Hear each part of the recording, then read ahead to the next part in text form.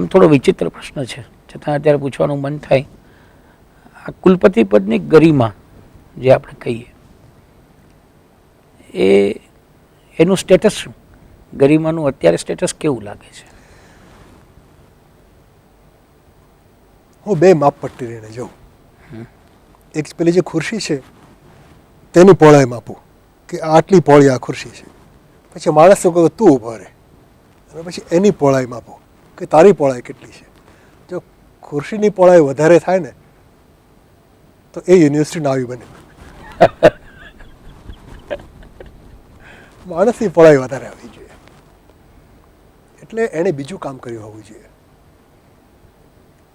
ઉમાશંકર કહે છે ને કે એ તે કેવો ગુજરાતી જે હો કેવળ ગુજરાતી, તો એને થોડી રમૂજપૂર્વક કહીએ કે એ તે કેવો કુલપતિ જે હો કેવળ કુલપતિ. કેવળ કુલપતિ એટલે કે એ એક અધ્યાપક કે બીજા કોઈના પણ, અને ખાસ કરીને અને યુનિવર્સિટીના કુલપતિ પદ તો અધ્યાપકને આપવા જોઈએ. તો એ અધ્યાપકના અધ્યાપન કાર્યનું ગુરુ શિખર કુલપતિ પદ ન હોવું જોઈએ. એના ગુરુ શિખરો તો બીજા હોવા જોઈએ. કુલપતિ પદની ટૂંક એ તો એક ટૂંકી ટૂંક હોવી જોઈએ. એનું દત્ત શિખર તો એના વિદ્યાભ્યાસનું હોવું જોઈએ, અથવા તો એના માનવીય સંબંધનું, એના અધ્યાપકો અને વિદ્યાર્થીઓ સાથેના માનવીય સંબંધોની ટૂંક ઊંચી હોવી જોઈએ. આટલું થાય તો બરાબર છે, પણ એના માટે રાજ્ય પણ નિર્ણય લેતા આવડવું જોઈએ.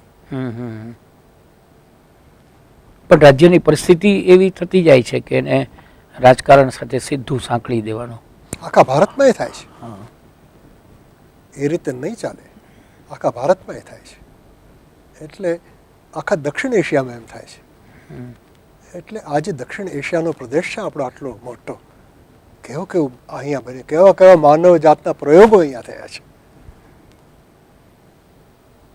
સૂફીઓ અહીંયા છે, નાથ સંપ્રદાયના બાબાઓ અહીંયા છે, બૌદ્ધો, જૈનો, ઉપનિષદો, અને કેટલું બધું અહીંયા છે. શીખ ધર્મ અહીંયા આવ્યો, અહીંયા વાણિજ્ય કેટલું વિકસ્યું, કેટલું બધું થયું. નૌસેનાઓ કેવી થઈ અહીંયા શું નથી થયું. એ જે આ માનવજાતની પ્રયોગશાળા છે દક્ષિણ એશિયા, એ પ્રયોગશાળાની પણ મૂળ પ્રયોગશાળા એના વિદ્યાલયો છે. નાલંદા અને તક્ષશિલાની વાત નોસ્ટાલ્જિયાપૂર્વક ન કરો, એને અહીંયા લઈ આવો. રિયાલિટી આખા ભૂતકાળને લઈ આવો આજે. અને એવી યુનિવર્સિટી કરવી હોય તો થઈ શકે. માત્ર શસ્ત્રો લઈ અને કણવના આશ્રમમાં ન આવો. કણવાશ્રમમાં કોણ આ બેઠો કહે કણવ હાજર કર, ફળ ફળાદી જે હોય તે ધર ને શકુંતલા સાદર કર. એમાં સિંહવાહિની સ્તોત્રમાં લખ્યું છે. તે એની એ કવિતા છે. એ રીતે ન હોય કણવના આશ્રમમાં. અને એના માટે જે કિંમત ચૂકવવી હોય એ આપણે ચૂકવવી જોઈએ. કોઈ વૈભવ ન મળે તો કંઈ વાંધો નહીં, વૈભવ તો અંદરથી હોય છે. એટલે યુનિવર્સિટીનું સરસ થઈ શકે. ભીખુભાઈ પારેખને, પ્રોફેસર બક્ષી સાહેબને લાવનાર ગુજરાત જ છે. ગુજરાતના સરસ અધ્યાપકો. ડોકાકાને ગુજરાતે જ લઈ આવ્યો હતો, ડોલરાય માકડને. આપણે તો કોણ સૌરાષ્ટ્ર યુનિવર્સિટીના કુલપતિ? સૌરાષ્ટ્ર યુનિવર્સિટી તો એક જ કુલપતિ, ડોલરાય માકડ. એટલે એ બધા છે જ. નથી એવું નહીં, પણ વધારે ને વધારે એવું થવું જોઈએ. આટલી વાત પછી પણ એવું કહી શકાય કે હજુ આશાવાદ જીવતો રાખવા જેવું છે આ ક્ષેત્ર માટે. અરે માણસની સાથે વ્યવહાર કરીએ છીએ તો જીવતો રાખવામાં વાંધો નથી. Mankind is full of surprises. ઘણી વખતે આપણને બહુ દુઃખદ આશ્ચર્ય પણ આપી દે, પણ સુખદ આશ્ચર્ય આપવાની પણ માણસ જાતની તાકાત જરાય કમ નથી થઈ. એમાં શ્રદ્ધા રાખવા જેવું છે. અરે શ્રદ્ધા નહીં, શ્રદ્ધા શબ્દ મને બહુ નથી ગમતો, પણ એ પડકાર ઝીલવો જોઈએ કે માણસ જાત ક્યારે પણ આપણને કોઈ પણ પ્રકારના અચંબામાં મૂકી દે. જીવન આપણને ક્યારે પણ કોઈ પણ પ્રકારના અચંબામાં મૂકી દે. એટલા માટે જીવન વિશે વધારે પડતા સ્થગિત ખ્યાલો ન રાખવા જોઈએ કે આજ સારું આજ ખરાબ. આપણને ખબર નથી દોસ્ત કે શું સારું છે ને શું ખરાબ છે. એટલું બધું સર્વજ્ઞ થઈને ન જીવવું જોઈએ કે હું કહું તે જ સારું છે ને હું કહું તે જ ખરાબ છે. Let life surprise you. અને જો તમને દુઃખ આપી જાય જીવન, તો તમારામાં એટલી તાકાત હોવી જોઈએ કે એ દુઃખને તમે ઝીલી શકો. એટલે એક મને ગમતું ગીતો ઓછા લખાય છે, પણ મને કે વેદના તું અંધ ના કર, વેદના તું નેત્ર દે. એટલે વેદનાથી આંધળા નથી જવું, ઉલટું વેદના તો આપણને નજર આપે છે, વધારે તીક્ષ્ણ નજર આપે છે, વધારે વ્યાપક નજર આપે છે. એટલે યુનિવર્સિટીની બાબત આપણે ચર્ચીએ છીએ તો મુદ્દો એ કે જરૂર સરસ થશે, અને શ્રદ્ધા શબ્દ અને એની આસપાસના જે અધ્યાસો છે એને જરા બાજુ રાખીએ તો વેદના સહન કરવાની એક ટ્રેજિક હીરોની જે તાકાત પશ્ચિમના નાટકમાં આવે છે, ધ ટ્રેજિક હીરો, એની જે તાકાત છે એ આપણી અંદર પ્રગટવી જોઈએ. અને તે વખતે આપણે આપણી આંખો નીચી ન નમવી જોઈએ. દુઃખનો સૂર્ય જે વખતે પ્રકાશતો હોય આપણા આકાશમાં, તે વખતે આપણી નજર એ દુઃખના સૂર્યની સામે બરાબર મંડાવવી જોઈએ કે તું એ આથમવાનો છે જરા રહીને. કવિતા લખવું અને નાટક લખવું એ બે બહુ જુદી જુદી વસ્તુઓ છે. કવિતા એ હોંથી માંડી અને બીજા સુધી જતી મુસાફરી છે, અને નાટક એ બીજાથી માંડી અને હું સુધી જતી મુસાફરી છે. મુસાફરીની ગતિ જેટલી જુદી છે કે રસ્તાઓ સરખા હોય તેથી ભૂલાવામાં ન પડવું જોઈએ. એટલે જે વખતે માકબેથ નાટકનું મેં પહેલાં અનુવાદ કર્યો, તે વખતે પશ્ચિમની સંસ્કૃતિ અનેક જગ્યાએથી પોતાની જાતને મળવા માટે કેવી આવે છે એ શેક્સપિયરે એક રીતે બતાડ્યું અને ઇયોનેસ્કોએ બીજી રીતે બતાડ્યું. એક ગિલ્ટ રિડન સોસાયટી જે ક્રિશ્ચિયન સોસાયટી હતી, ખ્રિસ્તી સમાજે એને અપરાધ ભાવ બહુ, દર રવિવારે જઈને એની તાકાત પણ છે. શેક્સપિયરે એ તાકાતનો ઉપયોગ કર્યો, અને ઇયોનેસ્કોએ જોયું કે આ સમયની અંદર ચર્ચમાં જવાનું હોય તો ખ્રિસ્તી બધા મટી ગયા છે. એ અપરાધ ભાવથી દુઃખી થઈને શુદ્ધિકરણ તરફ વળનારો સમાજ નથી, અત્યારે તો હાથ ધોઈ નાખનારો સમાજ છે. આને કારણે મને ધીમે ધીમે આપ કળેલું સાંભળે કે નાટક એટલે શું. અને પછીથી જે વખતે હું મુંબઈ આવ્યો અને મીઠીબાઈ કોલેજમાં ભણાવતો હતો, તે વખતે ઉત્કર્ષ મજમુદાર નાની ઉંમરના તે વખતે અદ્ભુત અભિનેતા સત્યદેવ દુબેના શિષ્ય, અને એ સેન્ટ ઝેવિયર્સ કોલેજમાં ભણતા હતા મારા પછીના વર્ષોમાં. તે ત્યાંથી મારી મીઠીબાઈ કોલેજમાં હું ભણાવતો હતો, ત્યાં આવ્યા અને મને કે તમારે આ યુનેસ્કોનું ધ લેસન નાટકનું રૂપાંતર કરી આપવાનું છે, અને અરવિંદ ઠક્કર ભજવાન દિગ્દર્શક છે. ત્યાંથી મારી મુસાફરી શરૂ થઈ. એટલે ફરીથી યુનેસ્કોના રૂપાંતરથી એક શરૂ થઈ, પણ ત્યાં ગુજરાતી ભાષાને લેખે લગાડવાની હતી. અને એક ભાષાને લેખે લગાડો એટલે એક સંસ્કૃતિને બદલે બીજી સંસ્કૃતિ આવી જાય છે. ભાષાની હથેળીમાં આખી સંસ્કૃતિ હોય છે. એટલે એ આવી, અને એટલે યુનેસ્કો જેમ શેક્સપિયરના એક સમયથી યુનેસ્કોના બીજા સમય સુધી જવાનું થયું, તેમ યુનેસ્કોની એક સંસ્કૃતિથી મારા રૂપાંતરની બીજી સંસ્કૃતિ સુધી જવાનું થયું. અને એ જ ગાળામાં પ્રવીણ જોશીની મૈત્રી મળી, એટલે એ તો મોટો લાવો હતો. આમ મારી નાટકની મુસાફરી ચાલુ થઈ. પછી સ્વતંત્ર નાટ્ય લેખન પણ પછી થયું કે આ રૂપાંતરની કાર્યશાળા પૂરી થઈ હોય તો એની સાથે સાથે કંઈક આપણું કર. એટલે તે વખતે આ માણસ મદ્રાસી લાગે છે કરીને એક મસ્તાનું નાટક લખ્યું. એ ઘણી બધી જગ્યાએ ભજવાય છે, ભલે ધંધારી રંગભૂમિ પર નથી ભજવાતું, પણ અનેક જગ્યાએ એ ફૂટી નીકળે છે નાટક. વચ્ચે ન્યુયોર્કમાં ભજવાયું હતું, હિન્દુસ્તાનમાં પણ જગ્યાએ જગ્યાએ ભજવાય છે. એટલે એ નાટક તરફ વળવાનું એટલા માટે થયું કે એ સમયની અંદર સરકારના નિયંત્રણથી ઉદ્યોગો ચાલતા હતા, એટલે પરમિટ રાજ્ય હતું. રાજ્ય મદ્રાસી છે તે અહીં આવ્યો છે, પણ એ ઔદ્યોગિકરણમાં માને છે. પણ તે વખતની આખી સંસ્કૃતિ એ પેલું પરમિટ રાજ્યમાં માનતી હતી. એટલે એ બે વચ્ચેના સંઘર્ષનું એ નાટક છે. પેલો માણસ તેના ભોળા જેવો છે કે ઉદ્યોગો સ્થાપીએ અહીંયા, અને બધા કહે છે કે ઉદ્યોગો સ્થાપને પણ એ સ્થાપનની શી જરૂર છે, કાગળ ઉપર જ ચલાવવાના, કારણ કે પરમિટ વેચી દેવાની.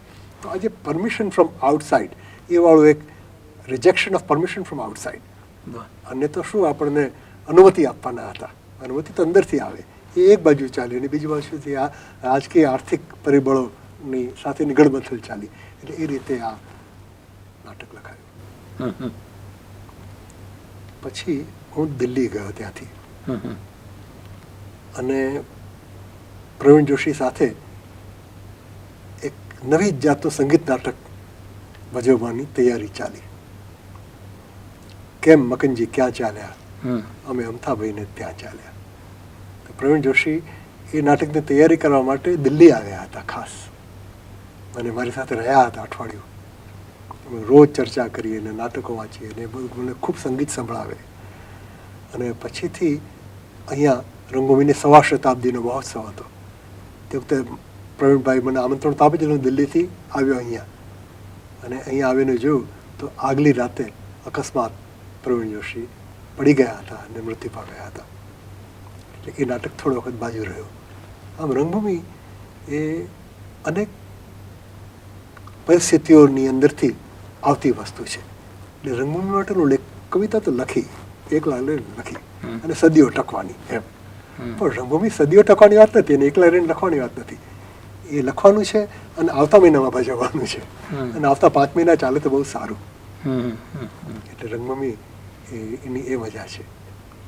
ફિલ્મ કથા લેખનમાં પણ જે વખતે અમેરિકામાં પીએચડી કરતો હતો તે વખતે મારા એમએના ભાગરૂપે ફિલ્મ એન્ડ લિટરેચર એવો એક કોર્સ કર્યો, અને હેરી ગેડ્યુલ્ડ કરીને બહુ જાણીતા અંગ્રેજ વિવેચક અમને ત્યાં ભણાવવા આવ્યા હતા. તે વખતે એનો રંગ લાગ્યો હતો, અને ફિલ્મ હિસ્ટ્રી ને બધાનો પણ ત્યાં અભ્યાસ કર્યો હતો એમએ કરતાં કરતાં.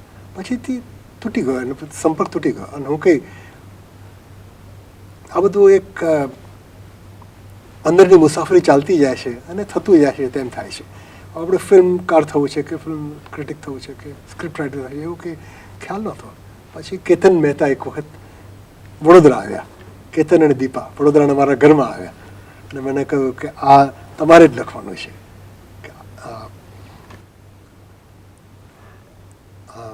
ફ્લોબેર નામના ફ્રેન્ચ નવલકથાકારની માદામ બોવારી નામની નવલકથા ઉપરથી અમે ફિલ્મ બનાવી. કેતન મને કહે કે આખી દુનિયામાં તમે જ લખી શકો. તારી ને મારી દુનિયા કેટલી નાની છે કે હું એકલો જ લખી શકું. એ મને હેત કરતો હતો ત્યારે બાજુ મૂકી દીધી વાત.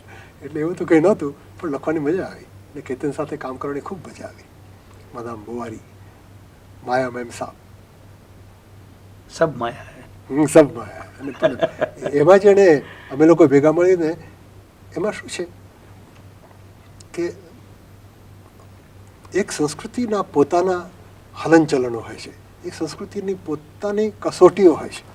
એટલે માદામ બોવારીની જે કસોટી હતી એ અર્લી કેપિટાલિસ્ટ યુરોપની સંસ્કૃતિની કટોકટી હતી. હવે એનું એ અહીંયા લાવીએ તો એના કરતાં ફ્રેન્ચમાં શા માટે ન ભજવો? ફિલ્મ બનાવો ને, ગુજરાતીમાં હિન્દીમાં બનાવવાની શી જરૂર હતી? ભાષાની સાથે આખી સંસ્કૃતિ આવે છે. ભાષાનું પાત્ર છે તો ઘણું બધું લઈને આવે છે.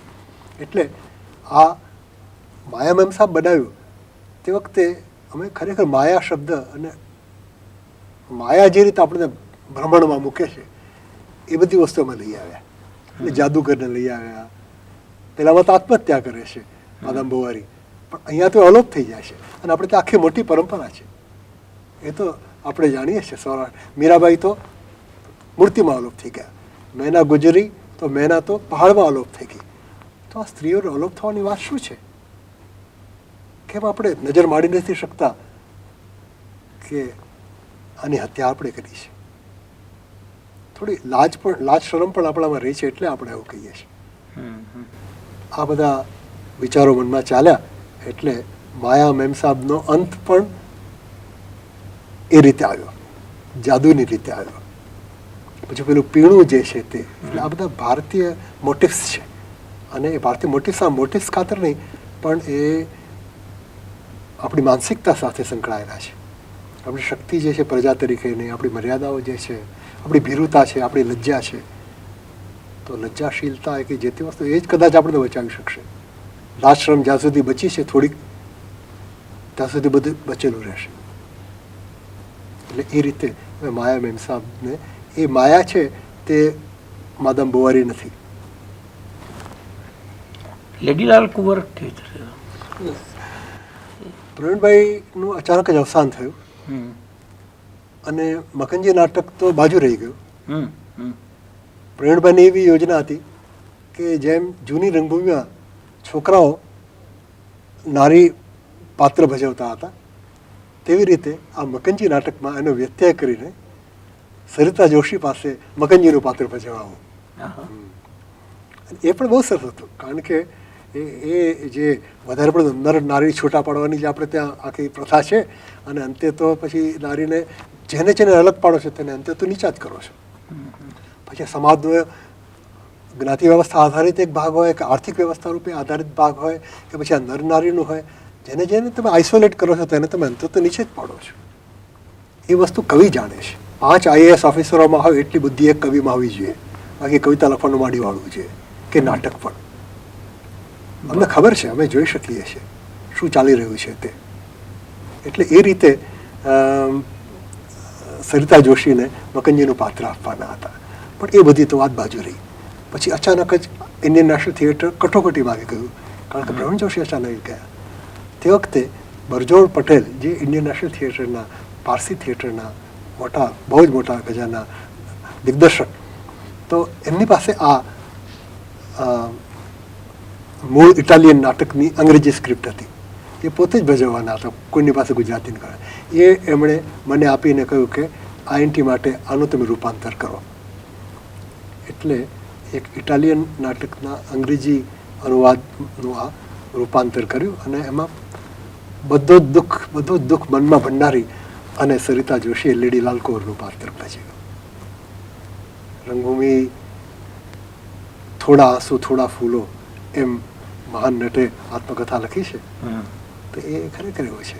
એટલે સરિતા જોશીને પણ આપણે સલામ કરવી છે કે આટલું જીવનમાં ભારે દુઃખ આવ્યું તે પછી એમણે લીલી લાલકોરમાં જે ઉત્સવો કર્યા છે જીવનના, એ જોવા જેવા છે. અને અરવિંદ જોશી એ રીતે લેડી લાલકોર નાટક લખાયું. પછી આ નાટ્ય લેખનના ને એના બીજા પ્રકલ્પો ચાલતા રહ્યા કે એને? દિગ્દર્શક અને લેખક અને અભિનેતા એ ત્રણેય બાબતે ગુજરાત મોટું સુખી છે, અને લેખકની બાબતમાં પણ. જો મર્યાદા હોય તો એની વિશે વાત કરવાની વિવેચનાની મર્યાદા છે. આપણે ખોખારીને કહી નથી શકતા કે અમારી પાસે પણ ઉત્તમ છે, બંગાળીમાં કેવું સર, મરાઠીમાં કેવું સર, આ છે તે છે. બીજા બધા કે આ તો બટાકાવાળાનું છે, તો બટાકાવાળા તો બધાએ ખાય છે, બટાકાવાળા ખાવામાં શું વાંધો છે તમને? બટાકાવાળામાં કે બુરાઈ છે? ખાવું જ ખાય, ના ખાવું જ ના ખાય. એટલે ગુજરાતીઓનું જે આ વગોવણું ચાલ્યું છે અનેક ક્ષેત્રે, મને તો બિલકુલ પરવડતું નથી, અને નાટ્ય ક્ષેત્રે પણ. એટલે મકનજી નાટક પ્રવીણભાઈ ભજવીને અચાનક ચાલ્યા ગયા તો 2 દિગ્દર્શકોએ ભજ્યું. નિમેશ દેસાઈએ પણ ભજ્યું, મહેશ ચંપકલાલે પણ ભજ્યું, અને રાષ્ટ્રીય સ્તરે ભજ્યું. બંને જણાએ પાછું, અને બંને જણાએ જુદી જુદી ટ્રીટમેન્ટ. એટલે એક મેળાવડો છે નાટક તો, રંગભૂમિ તો. એટલે લેખક તરીકે હું તો મારા દિગ્દર્શકની સાથે રહીને, અભિનેતાઓની સાથે રહીને, હા, ફેરફાર મારી કલમે જ થવા જોઈએ, પણ કે આમ કરું તો આપણે માની તો એક સ્થિતિસ્થાપક એવું આ સ્વરૂપ છે નાટકનું. એટલે એ રીતે આ બંને નાટક ભજવાયા. અને ખગ્રાસ નાટક લખ્યું, એ ઇડિપસ કોમ્પ્લેક્સ નાટક છે, પણ પશ્ચિમમાં તમે જુઓ કે છોકરો 15 વર્ષનો થાય એટલે સ્વતંત્ર થઈ જાય અને ઘરની બહાર જાય અને પોતાનું ઘર કરે. તો પશ્ચિમની અંદર પુત્ર દ્વારા પિતાની હત્યા, આ મેટાફોરિકલ અર્થમાં પુત્રનું સ્વાતંત્ર્ય શક્ય છે. ભારતની અંદર એની તાકાત જુદી છે, આખું કુટુંબ ભેગું રહે છે, પણ એની ફ્લિપ સાઈડ, એની મર્યાદા એ છે કે પુત્ર ક્યારેય એવો સ્વતંત્ર નથી થઈ શકતો. એટલે આપણે ટકી રહીએ છીએ ખરા, પણ વિજેતામાં જે એક પાગલપણું હોય એ ભારતમાં સારું છે, એમાં ખરાબ નથી. વિજેતા થવાની કંઈ જરૂર નથી, બીજાને પરાજિત કરવાની શી જરૂર છે? એ આપણી ભારતીય સંસ્કૃતિની એ તાકાત છે કે આપણે બીજાને પરાજિત, પણ બીજી બધી સંસ્કૃતિઓ બીજાને પરાજિત કરવામાં મચી પડેલી છે. એટલે તો વિજેતા થવું છે. એડિપસ કોમ્પ્લેક્સ જે છે એ પશ્ચિમમાં એ રીતે આવેલો છે કે પુત્ર પિતાને હણી અને પોતે માતાનો કે જિંદગીનો માલિક બને. અહીંયા મેં જોયું કે આપણી તાકાત જુદી છે. એટલે આ જે ખગ્રાસ નાટક લખાયું છે એમાં પિતા જે પેલો ભૂવો છે કોઈ દિવસ મળતો નથી, અને માતા અને પુત્ર એ બંને એડિપલ રિલેશનશિપ તો છે, તો દરેક સંતાન અને દરેક માતા વચ્ચે હોય, બહુ ઊંડો ગાઢ સંબંધ હોય છે. તો એ તો છે જ, પણ વાત જુદી રીતે ફંટાય છે અહીંયા. તો એનું એ નાટક કર્યું, એ પણ ભજવ્યું બધાએ. અને હમણાં નરસિંહ મહેતા વિશે એક નાટક, મારો બહુ જ પ્રિય કવિ, એટલે એનું પદ્ય નાટક લખ્યું. તો પાછું ઉત્કર્ષ જે જૂના મિત્ર હતા તેણે ભજવ્યું. આમ ખૂબ પ્રવીણ જોશી, સૌમ્ય જોશી કેવા સરસ નાટક લેખકો છે. એટલે સરસ સરસ નાટ્ય લેખકો છે, દિગ્દર્શકો છે. સુરતનું થાણું, જામનગરનું થાણું, અમદાવાદનું થાણું, એટલે નાટકના થાણાઓ, મથનારાઓ, મુંબઈ, ઘણું બધું છે. એ બધાના ભાગરૂપે લખવાની મજા આવે છે. અને હજુ એમાં આપ પ્રવૃત્ત ખરા? હા, બિલકુલ. હજી તો લગભગ બીજા 25-50 વર્ષો તમારા ખરા ને. એટલે આજે થોડા વર્ષો હોય તેને એટલા લંબાવી શકીએ, આપણી તાકાતો હોય તો એમાંથી એટલા વર્ષની જગ્યા ઊભી કરી શકીએ. તેમ કુલપતિનું કામ એક સ્પેસ ઊભી કરી આપવાનું છે કે જેની અંદર એને સ્ટ્રક્ચર્ડ વે સંરચના સૌષ્ઠવ જાળવીને વિરોધી મતો રહી શકે. તેવી રીતે આપણે જિંદગીનું પણ એ કામ છે દરેક મનુષ્યનું, અને સર્જકનું તો ખાસ, કે એણે પોતાના સમયને જરા વિસ્તારી આપવો જોઈએ અને એમાંથી વધારે કામ કરતા એને આપણું છે. શીતાંશુભાઈ, આ બહુ રસિક વાત ચાલે છે, એમાં હું કેટલાક નાના પણ મહત્ત્વના આપના અભિપ્રાય જાણવા માગું, એટલા માટે કે એક દીર્ઘકાલીન અનુભવ યાત્રા રહી છે. આપ એમાં જીવ્યા છો, અધ્યાપક તરીકે રહ્યા છો, કુલપતિ પદ તરીકે રહ્યા છો. કોઈ એમ પૂછે કે આજનું શિક્ષણ એને આપ કેવી રીતે મૂલવું, તો આપ શું કહો? વિદ્યાર્થી જેટલી દક્ષિણા આપે તેટલી દક્ષિણા લઈ અને ગુરુ સમાન ભાવે બધા જ વિદ્યાર્થીઓને ભણાવે, એ ભારતની પરંપરા રહી છે. કૃષ્ણ ભણતો હોય તો એને કે સુદામાંથી કોઈ વધારે ન ભણાવે સાંદીપની. એવી રીતે આજે મોટી મોટી ફી લઈ અને મોટી મોટી સંસ્થા કરવી એમાં ભલી વાર નથી. પહેલી કસોટી, પહેલી કટોકટી એ આર્થિક કટોકટી, અને ફી આપવાની તાકાતને આધારે તમે વિદ્યાર્થીની મૂલવણી કરો છો, એ તો મૂળમાં જ ઘા થાય છે. એટલે સેલ્ફ ફાઇનાન્સ એ નથી. ફાઇનાન્સ તો સોસાયટીએ કરવાનું છે, અને એ માટેની જ બધી વ્યવસ્થાઓ કરવી જોઈએ. એક તો એ છે. બીજું એ કે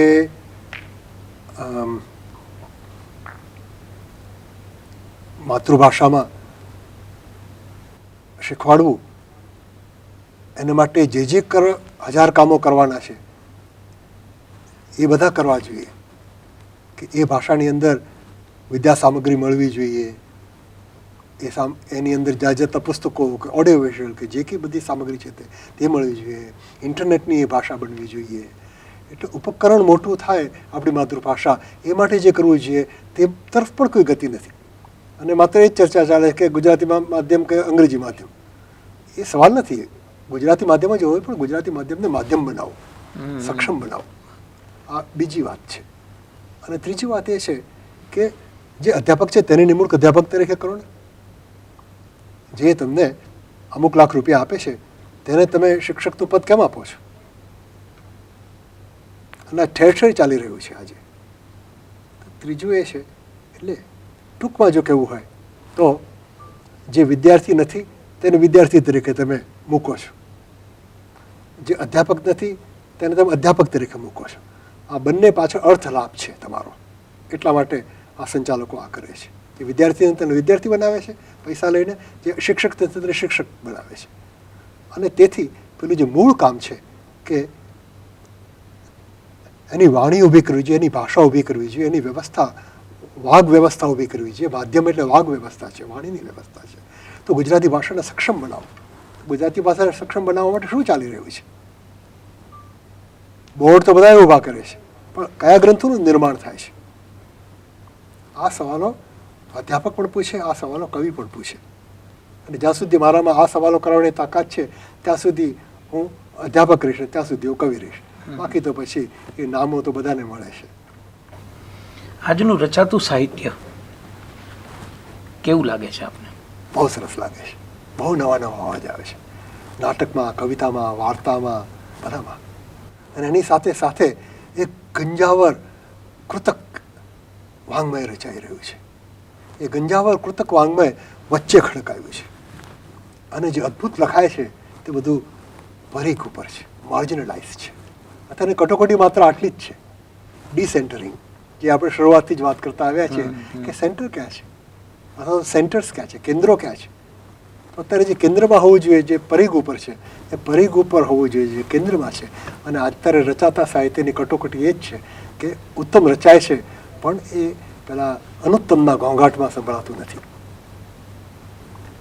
શિક્ષણ અને સાહિત્ય પછી ત્રીજો પ્રશ્ન બહુ સ્વાભાવિક રીતે જીવનનો આવે. આજનું જીવાતું જીવન કેવું લાગે છે? કોઈ પણ વખતે જેટલું અચંબામાં મૂકી દેતું હોય એટલું જ અચંબામાં મૂકી દેતું. એટલે એ સુખદ અને દુઃખદ બંને રીતે. દુઃખદ અચંબાઓ કયા છે? દુઃખદ અચંબાઓ એ છે કે આવન જાવનની, વાતો કરવાની, આ બધાના ઉપકરણ સામગ્રી જબરજસ્ત મોટી થઈ ગઈ છે. સહેલાઈથી મુસાફરી થઈ શકે છે, સહેલાઈથી વાતો થઈ શકે છે. અને એના મોહમાં આપણે પડ્યા છીએ. એટલે આયના મહેલમાં ચારે બાજુ આયનાઓ હોય અને કોઈ માણસ પોતાની જાતના અસંખ્ય રૂપો જોઈ અને આમ જોયા જ કરતો હોય પોતાનું રૂપ, ત્યારે એને ખબર પડે કે કામ તો આયનાની પેલી બાજુ જે પેલે લાખ લગાડ્યું છે ને એને ઘસી કાઢવાનું કામ છે, જેથી એની આયનાની આરપાર બીજાને જોઈ શકાય અને પોતાને જોવામાં આપણે ના પડી છીએ. અત્યારના જીવનમાં જે આત્મરતિ છે અને આ બધા ઉપકરણોને કારણે જે આત્મરતિ થઈ છે, એ હું યુરોપ જઈ આવ્યો. અને પણ તો યુરોપ ખરેખર ગયો હતો કે માત્ર આમ શારીરિક રીતે જ ગયો હતો? યુરોપ જવું એટલે શું, કે બીજી કોઈ પણ જગ્યાએ જવું એટલે શું? એટલે અને એ જ રીતે મેં આની સાથે વાત કરી પણ એ વાત એટલે શું? આજે પાયાના સવાલો નથી પૂછાતા. એટલે પેલા આયનાની પાછળનો જે લાખ છે એ ઘસાતો નથી. એટલે આત્મરતિ દોષ અને અન્ય જે બીજા બધા છે, બીજા લોકો છે, આપણા સિવાયના જે છે, એને માટેની એક જાતની કાં તો ઉદાસીનતા. અંતે તો મને નથી લાગતું કે બીજા લોકોને માટે આજે કોઈ ક્રૂર ભાવ હોય, પણ ક્રૂરતાથી પણ વધારે ક્રૂર છે ઉદાસીનતા. રસ જ નથી બીજા કોઈ વાત. અમે મુંબઈમાં જઈએ, અંધેરી સ્ટેશનથી ઉતરીને કે વેલેપાલે સ્ટેશનથી ઉતરીને અમારું જુઓ સ્કીમમાં ઘર છે તેમાં જઈએ, આસપાસ બધી ઝૂંપડપટ્ટીઓ હોય. તો એ અદૃશ્ય બની ગઈ છે મારે માટે. ધારાવી જાણે કે પારદર્શક કાચનું નગર બની ગયું છે. ઉપરથી બધા પ્લેનો જાય છે, કોઈ જોતું નથી. એટલે આપણે એકબીજાને માટે જે સાવ અદૃશ્ય થઈ ગયા છીએ એ આજના જીવનની મોટામાં મોટી કસોટી છે. સિતાંશુભાઈ ઘણું વાંચ્યું છે, ઘણું વાંચે છે. બહુ ગમતી લે એવા કેટલાક પુસ્તકોના નામ આપવા હોય તો યાદી કેવી બને? જો રામાયણ અને મહાભારત કોઈ હિન્દુસ્તાની હોય, ગમે ધર્મ અનુયાયી હોય, પણ રામાયણ મહાભારત એને મોહ હોય એટલે એની તો વાત જ ના કરો. મને પશ્ચિમમાં પણ બહુ રસ છે એટલે એલિયડ ઓડિસી એની તો વાત જ જવા દો, એ તો લોહીમાં વણાઈ ગયું છે. એટલે એ ચાર ગ્રંથો તો આપણે એની વાત જ, એ તો બધું આવી જ ગયેલું છે, એ તો છે જ. હવે ટૂંકમાં કહું તો મને મેઘદૂત બહુ ગમે છે. મેઘદૂત મને એટલા માટે ગમે છે કે યક્ષને જે માટે સજા થઈ હતી, શિક્ષા થઈ હતી, નવો પરણેલો હતો એટલે પોતાની પત્નીમાં આસક્ત હતો, એને માટે એને સજા થઈ કે તું કેમ મૂકતો રહ્યો, પેલા કમળ લાવવામાં કેમ ઢીલ ત્યાં કરી. પછી આખું મેઘદૂત છે એનું મારું એક અર્થઘટન છે કે મેઘને એટલે કે પોતાની જાતને જ પાછું અલકાપુરી મોકલે છે તે વખતે એને જેને માટે સજા થઈ હતી પ્રેમ કરવા માટે, મેઘને પ્રેમના અનેક સ્થાનો બતાવતો લઈ જાય છે. હમ. એટલે એ કાલિદાસનું એક ડિફાયન્સ છે. He is defying the political economic power. Hmm. એ ડિફાયન્સની કવિતા તરીકે મને મેઘદૂત બહુ ગમે છે. વાહ. એ જ રીતે કાનફટા બાવાઓ જે છે, હમ. સરહપાદ અને મત્સ્યેન્દ્રનાથ અને ગોરક્ષનાથ, આ બધા કબીરના દાદાઓ છે. હમ. આ લોકોના બૌદ્ધ ગાનો ઓર દોહા કરીને પ્રાકૃતોપનિષદના, એ મને એક સંસ્કૃત ગમે છે, એક આ ગમે છે. ત્રીજો મને સૌથી વધારે ગમતી કૃતિ હોય કાંતનો પૂર્વાલાપ, વાહ. કારણ કે એની અંદર વિધિની સામે જે પડકાર છે એ સ્વીકારતો નથી. નાબા છે જ્યાં દિન પ્રિય સખી રાત્રિએ દીર્ઘતી એવી, આ ઐશ્વર્ય પ્રણય સુખની આશા જ કેવી. નાનાલાલ કે બીજા કોઈની આ તાકાત નથી કે આ ઐશ્વર્ય પ્રણય સુખની આશા નથી. એ રીતે આ ઐશ્વર્ય એટલે ઈશ્વરનું રાજ્ય. તો આ જે તાકાત છે જોવાની કે નથી, પ્રણય શક્ય નથી. આ ત્રણ ભાષાના આ ત્રણ ગમે છે. અને દાંતે અને ગ્વેથે એ બે કવિઓ મને બહુ ગમે છે, કારણ કે દાંતે યુરોપમાં જે અંદરના વિગ્રહો હતા તેનાથી ઉપર ઉઠી અને ડિવાઇન કોમેડી લખ્યું કે અંદરના જવા દો, કંઈક એનાથી વધારે વ્યાપક પણ વેચવું. અને ગેથે યુરોપની જે પોતાની મર્યાદા હતી એમાંથી હટી અને ભારત ઉપર અને પર્શિયા ઉપર યુરોપની નજર કરી. આ વ્યાપકતા આ બંનેમાં છે. તો વિદ્રોહ અને વ્યાપકતા એ બે જ્યાં જ્યાં થાય છે ત્યાં ત્યાં મને કવિતા ગમે છે. ઘણા બધા વ્યક્તિત્વોની આપે વાત કરી છે, પણ એમાં આમ એકદમ સ્પર્શી ગયેલા આપના જીવનમાં આવ્યા હોય એવા વ્યક્તિ વિશે શું કહું?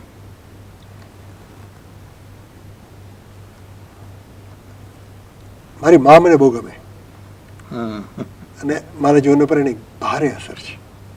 42 વર્ષે જેનો પતિ ગયો છે તે 94 વર્ષની થઈ ત્યાં સુધી 42-94 વર્ષની એની જે મુસાફરી હતી એ હંમેશા હું જોઉં છું. અને જ્યારે જ્યારે ઢીલાશ આવી જાય છે ત્યારે એના વિચારે ટટારી આવે છે કે એ ઢીલાશ ન ચાલે, લડો. માનવ જાતને એક વ્યક્તિને જે પોતાની માં લાગે તે માણસ જાતને ગાંધીમાં આજે દેખાય છે. વાહ. એ પણ કેટલા એણે માર ખાધો છે અને છેલ્લે પણ એનું ધાર્યું ન થયું, પણ એવો અણનમ રહ્યો. અને એવી સરસ રીતે અણનમ, એવી મુલાયમ રીતે અણનમ રહ્યો હોય કે એ પણ આપણે કે જ્યારે ઢીલા પડીએ ત્યારે ગાંધીને યાદ કરીએ.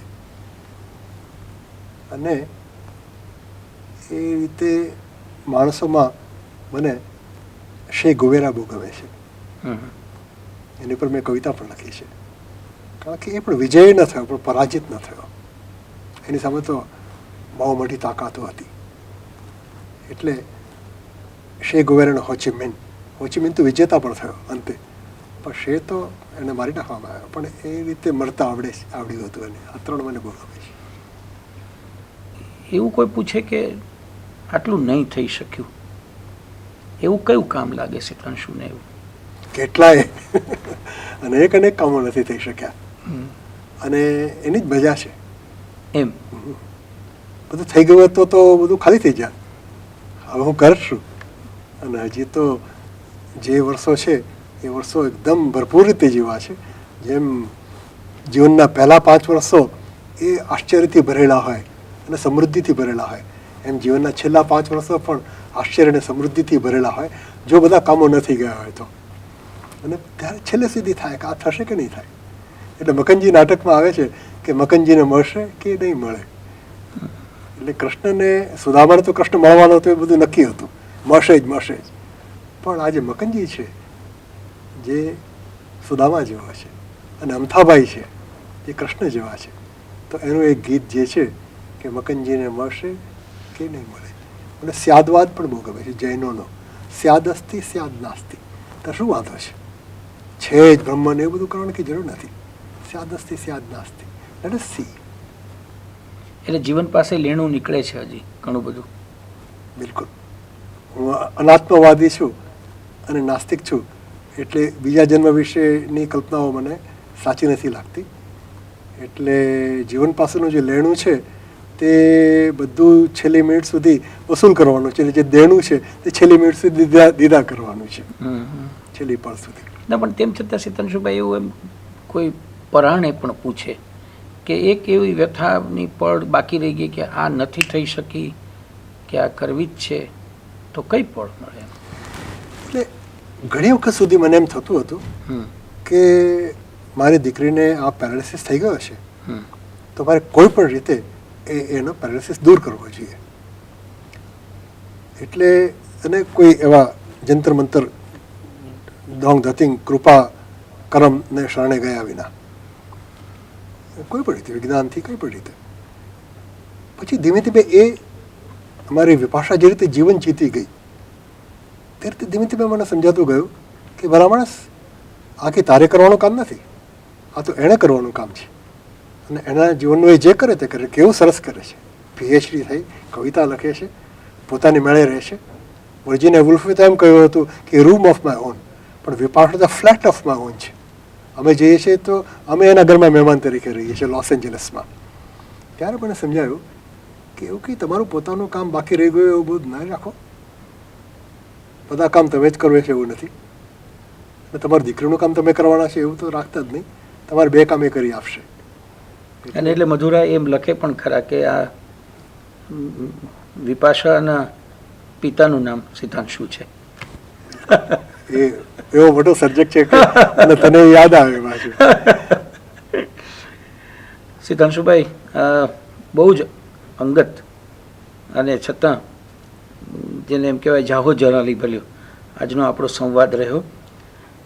હું આભાર શબ્દ ન વાપરું તો જ બહુ સારું રહે, કારણ કે આપણે ક્ષણનો આદર કરવો છે, પણ ખૂબ અનુભવ આ પળનો અને આપનો વ્યક્ત કરું.